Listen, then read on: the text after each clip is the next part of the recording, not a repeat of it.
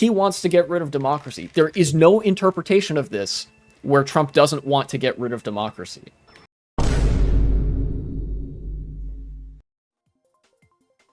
All right, let's get started on the stuff today.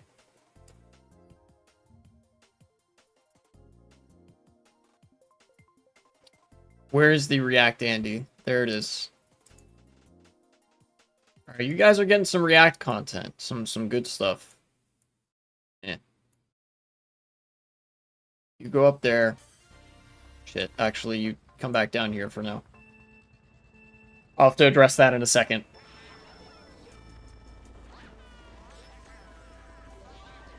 Basically, Trump did a speech recently, or a rally. He spoke at like a tpusa event. tpusa was in an attempt for the far right to get some inroads into like the youth vote, which failed spectacularly. Most of the people that show up there are you know, older folks, typical of the GOP base. But nonetheless, they did try. And they are basically, at this point, they're just a fascist think tank like all the rest.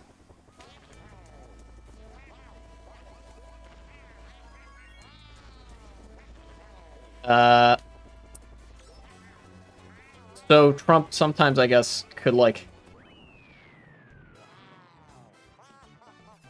let the mask slip a little bit. You know, not entirely uncommon. Okay, let's quit. It looks like the room split. This gives me an opportunity to do this. All right. Anyways, he said some things that were notable, I think.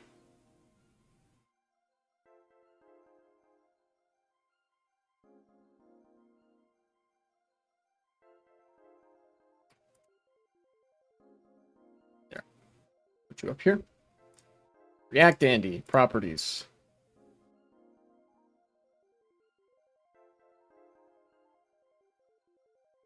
There it is. Open it up. Perfect. So Trump gave this speech at a Turning Point USA event, and I think it's worth taking a look at. All right, only 3 people, I guess, because he said some stuff. We have to win this election, most important election ever. We want a landslide that's too big to rig. If you want to save America, get your friends, get your family, get everyone you know, and vote. Vote early, vote absentee, vote on election day. I don't care how, but you have. Again, to me, it's quite interesting that Trump would be trying to galvanize the base to vote by saying go and vote, because anybody who would vote Trump, it was already going to vote Trump. But like anybody who's undecided is more likely to vote for Kamala Harris now than Donald Trump. The old refrain that I go to: when more people vote, Democrats win. But that's not the most important bit. Vote. And again, Christians, get out and vote just this time. Just this time. I wonder. You won't have to do it anymore. 4 more years. You know what? It'll be fixed. You won't have to do it anymore. You won't have to vote anymore. You won't have to vote anymore. I love you, Christians. I'm not Christian. I love you. Get out. You gotta get out and vote. In 4 years, you don't have to vote again. We'll have it fixed so good. Yet another time. And four times. 4 times he said you're not going to have to vote again.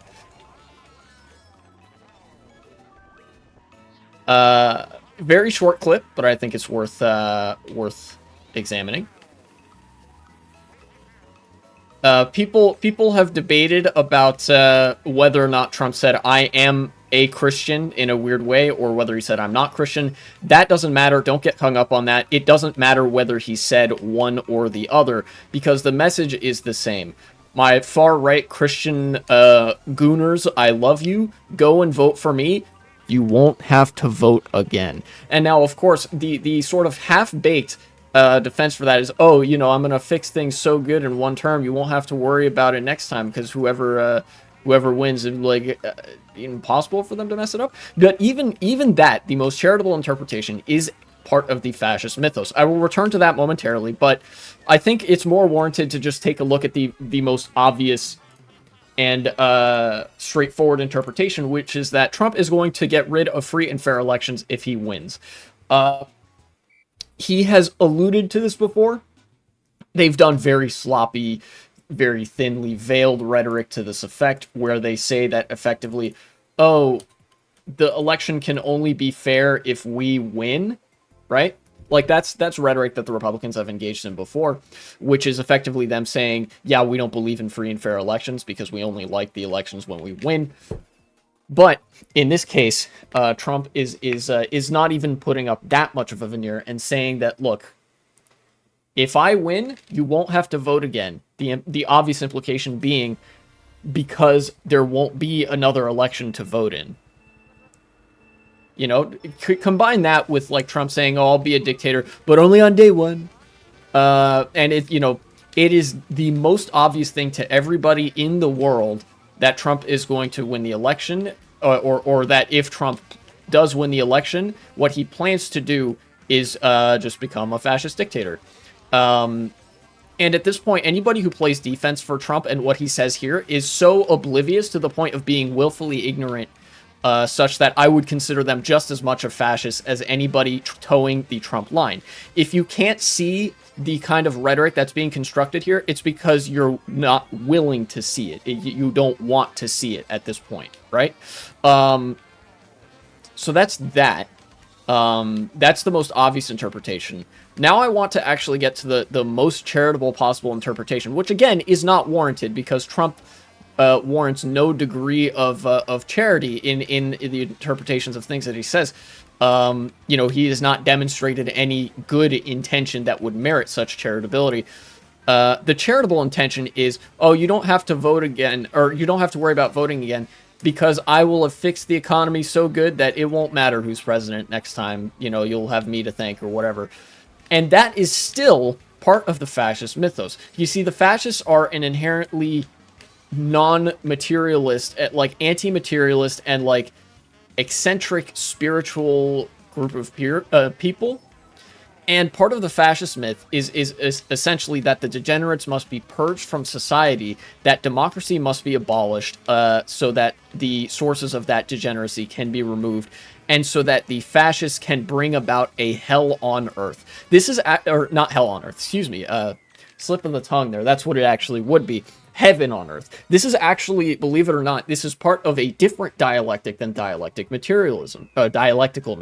This is part of dialectical idealism, something that Marxist teacher Friedrich Hegel was sort of the mastermind of that. That was his brainchild, and for him, the end state of dialectical idealism was the realization of the will of God through the German state. And while this might not be that in so many words, it is functionally the same thing. That the will of God will be enacted through Trump to bring about heaven on earth, such that democracy need not apply, concepts of diversity and freedom of choice need not apply, like the degenerates will be gone, and it's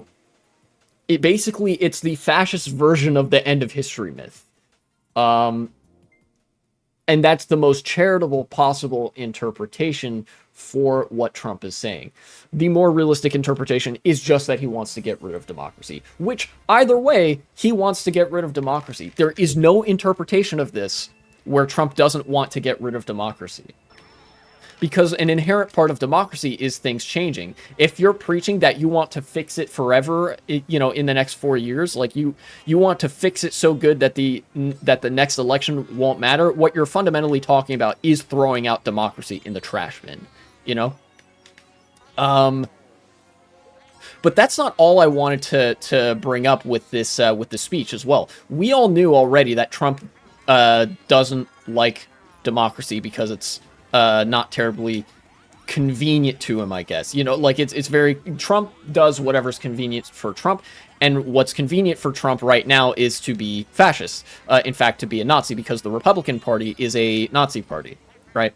And this is certainly convenient for him within the Republican Party, right? Within the Nazi circles, this is convenient rhetoric for him to, amass and consolidate support. However, this is not a very good line when it comes to the broader American public. Even the most weirdo centrist types, you know, like I mentioned when I was talking about Project 2025, even the dumbest, like, median voter type of person, if they are faced, like, face to face with fascism, they don't like it.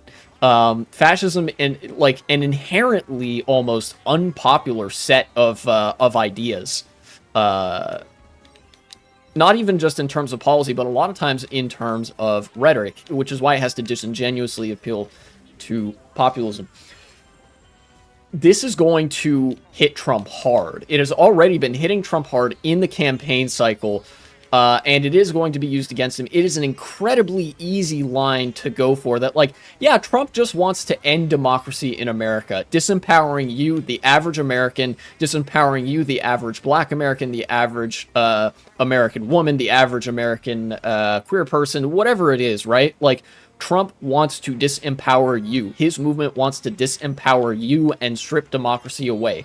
And all of that is correct. And it is God's gift to the fucking Kamala Harris campaign that Trump has very little sense of what makes for good optical politics right now. So as insidious as the rhetoric is and sounds and whatnot and all that, this is actually incredibly good for the left and, you know, people who are not fascists, because it's more of the Republican Party shooting itself in the foot. They gave away the game too early. They consolidated too early.